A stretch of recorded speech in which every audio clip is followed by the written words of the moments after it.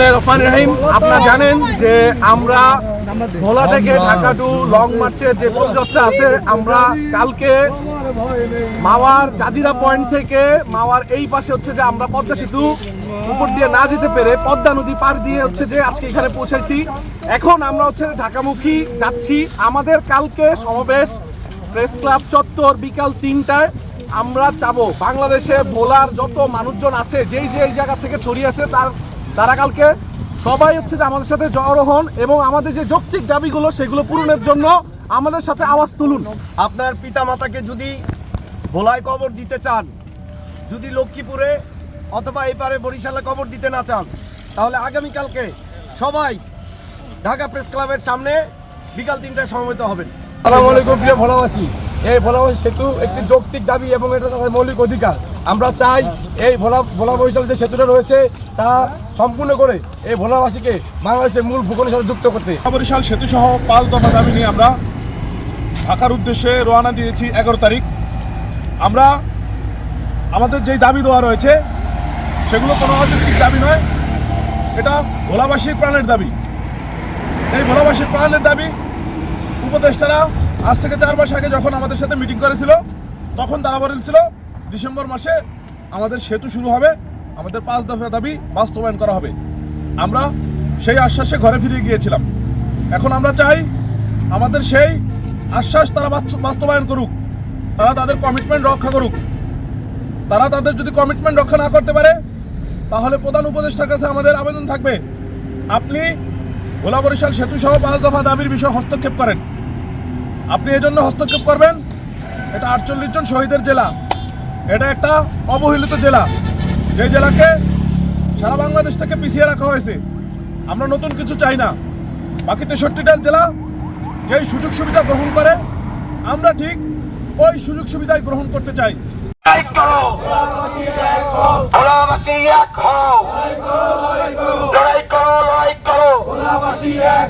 আগামীকালকের সমাবেশ প্রেস ক্লাবের সমাবেশ সফল হোক, সফল হোক, ভোলাবাসীর সমাবেশ সফল হোক, সফল হোক, তোমার আমার সমাবেশ সফল হোক, সফল হোক। আমাদের দাবি মানতে হবে, মানতে হবে। ভোলা বরিশাল সেতু দাও, যদি নিতে চাও গ্যাস যদি নিতে চাও, ভোলা বরিশাল সেতু দাও, ভোলা বরিশাল সেতু দাও, যদি নিতে চাও action to action, direct action, ভোলাবাসীর অ্যাকশন, ডাইরেক্ট অ্যাকশন, সেতু আমার অধিকার, ডাইরেক্ট অ্যাকশন, ভোলাবাসীর অঙ্গীকার, সেতু আমার অধিকার, ভোলাবাসীর অঙ্গীকার।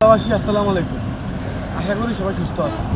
আপনারা সবাই জানেন আমাদের লং মার্চ কর্মসূচি প্রায় শেষ ধাপে চলে আসছে।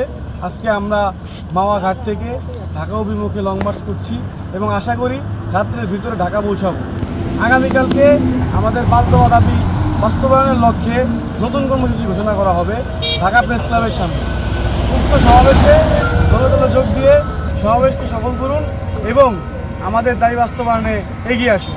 পদ্মা নদী পার হওয়ার জন্য নদীতে নামি আমাদের সহযোগিতাদের মধ্যে আমি, শরীফ আহমদ ভাই, আকিল, তারপর আমাদের ইসমাইল, আমাদের জুলাই আহত তানজিল, জুলাই আহত আমাদের মেহেদি, রোমা হামাদার এবং ঈশান আমাদের সাথে পদ্মা পাড়ি দেওয়ার জন্য নামে।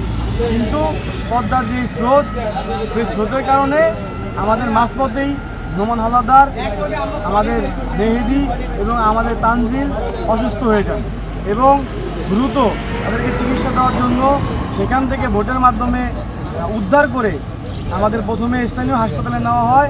পরবর্তীতে সেখান থেকে তানজিল এবং নোমান হাওলাদারকে ঢাকা মেডিকেল কলেজে রেফার করা হয় এবং প্রাথমিক চিকিৎসা নেওয়ার পর মেহেদি সুস্থ হয়ে আমাদের মাঝে ফিরে আসে এবং এই নদীপথে প্রায় 4 ঘন্টার অধিক যুদ্ধ করার পর এক পর্যায়ে এসে আমাদের ইসমাইল এবং ঈশানের অবস্থা আশঙ্কাজনক দেখলে আমরা জোরাজোরি করে তাদেরকে ভোটে উঠিয়ে দেই এবং তারা সেখান থেকে বিরতি নেয়।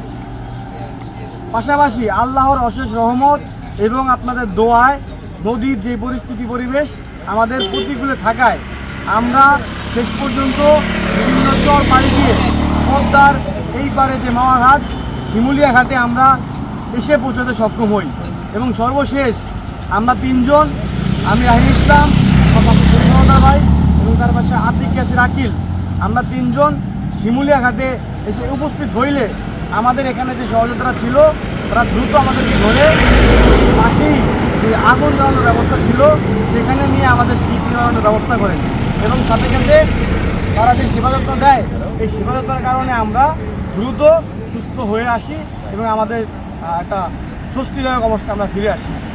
স্বস্তিদায়ক অবস্থায় ফিরে আসলেও আমাদের যে ভাইয়েরা অসুস্থ ছিলেন তাদের জন্য আমাদের মন ব্যাকুল ছিল।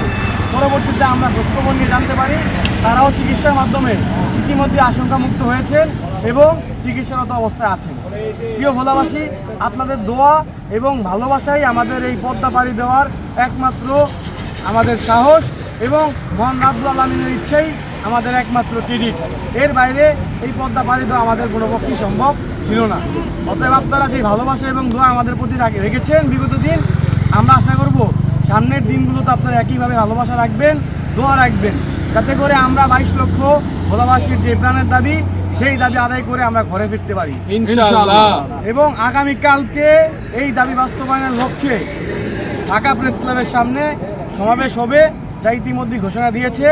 আশা করব সেই সমাবেশকে সমর্থন জানিয়ে আপনারা সেখানে দলে দলে যোগদান করবেন এবং পরবর্তী কর্মসূচিতে আপনারা সমর্থন দিয়ে সেই কর্মসূচিতে অংশগ্রহণ করবেন।